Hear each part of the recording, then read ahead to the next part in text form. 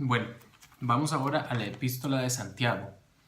Y antes de leer, voy a leer un poco lo que dice mi Biblia, que es la Plenitud. Bueno, una de las Biblias. Y en cuanto al autor, entonces dice: Santiago, el autor de esta epístola, se identifica a sí mismo simplemente como Santiago. Este nombre era en extremo común. El Nuevo Testamento identifica por lo menos a 5 individuos en la Biblia llamados Santiago, 2 de los cuales fueron discípulos de Jesús y uno su hermano. Tradicionalmente, esta carta que vamos a leer se ha atribuido al hermano del Señor, o sea, al hermano en la carne de Jesús. Nació con él, bueno, o sea, creció con él, lo vio cómo le contestaba a José, cómo le contestaba a María, cómo iba a la pulpería, iba al templo, hacía las cosas. O sea, si es el hermano de Jesús, uno puede tener, ¿verdad? Eso es interesante tenerlo, lo conoció siempre. Y no hay razón alguna para cuestionar este punto de vista. Evidentemente el autor era bien conocido y Santiago, el hermano de Jesús, se había convertido en el líder de la iglesia de Jerusalén en una fecha temprana.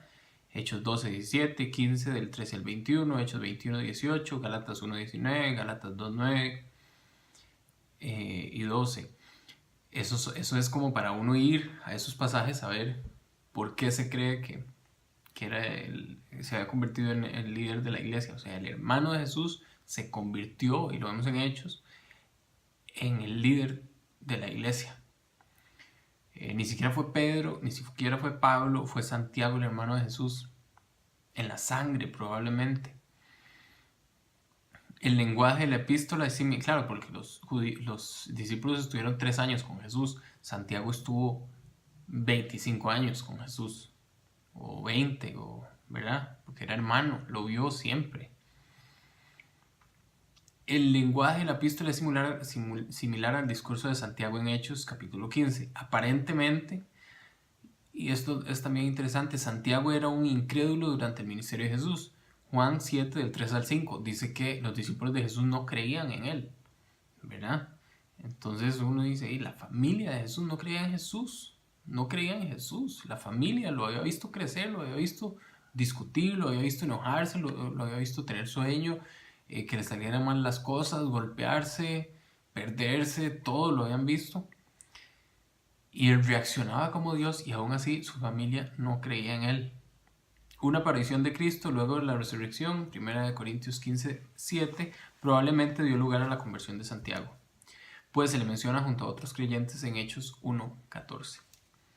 Dice fecha: el historiador Josefo dice que Santiago murió apedreado en el año 62. O sea, no hay gente que escribe y dice, ay sí, amén a Cristo, aquí estoy tomando en Hawái una pipa, tranquilo, ahí con mi MacBook escribiendo para que otra gente lo vea. No, fue apedreado por el Señor. A otros les quitaban las uñas, a otros les arrancaban los pelos, a otros traían a sus hijos y frente a los padres les decían, si tú no niegas a Jesús, le arranco una mano a tu hijo.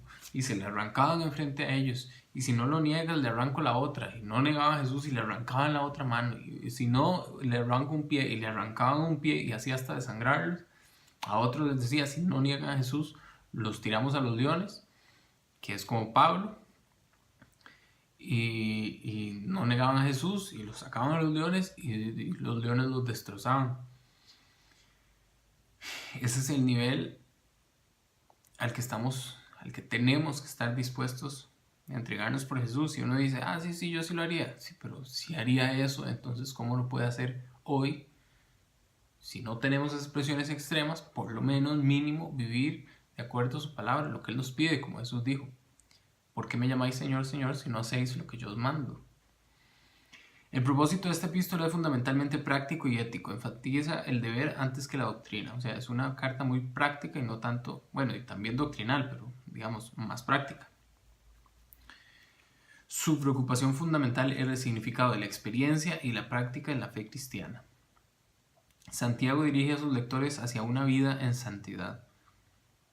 Se pronuncian 54 mandamientos en 108 versículos y 7 veces Santiago llama la atención a sus planteamientos con firmeza y autoridad. Este siervo de Dios escribe más como un supervisor que como un siervo. Sus dos énfasis fundamentales son el crecimiento personal en la vida espiritual y la sensibilidad cristiana en la esfera de las relaciones sociales.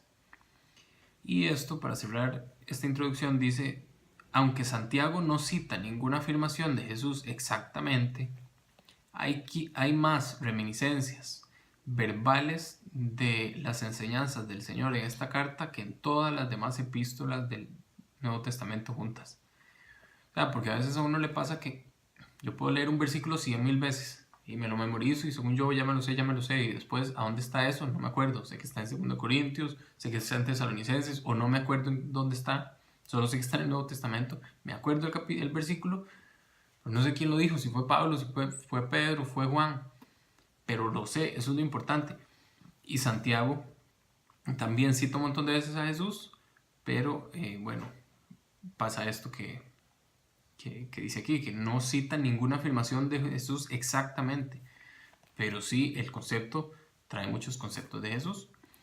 Estas alusiones revelan una íntima relación entre Santiago y Jesús y evidencian además la fuerte influencia del Señor en la vida del autor.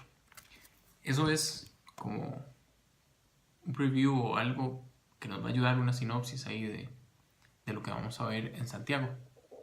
Y por ahora eso sería.